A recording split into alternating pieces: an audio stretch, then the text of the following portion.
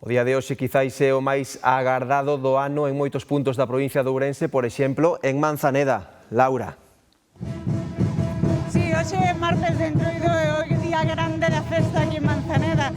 E a ronda de folións na vila, os que marcan o ritmo para que as máscaras, as personaxes protagonistas do Entroido amosen a veciños e visitantes os seus traxes e puchos cheos de cores, sobre todo a súa danza hipnótica. O de Manzaneda é un dos entroidos máis tradicionais e todo un sinal de identidade para a súa veciñanza.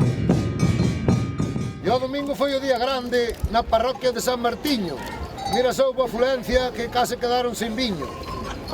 E vexo que van chegando. Antes de entraren na vila, os folións piden permiso para desfilar.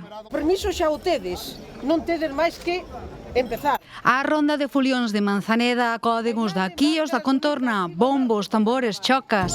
É imposible non entrar no día grande desde Entroido de sempre, que non houbo que recuperar porque sempre se fixo así.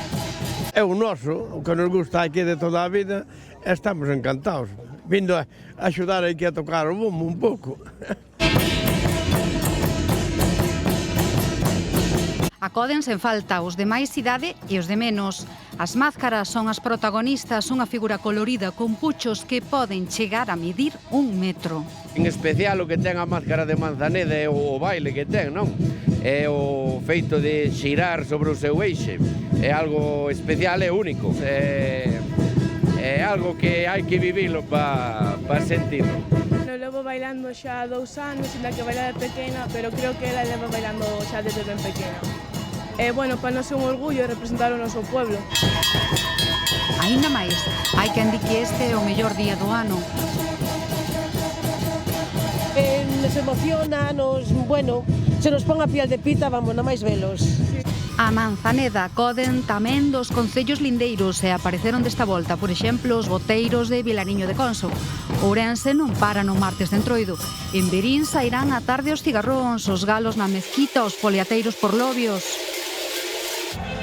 A veciñanza cos seus disfraces andará polas rúas de Barbadás, Carballeda Davia, Maceda. En Laza será o testamento do burro e no longo Entroido de Xinzo será a última ocasión en que se poidan ver as pantallas no seu máximo esplendor.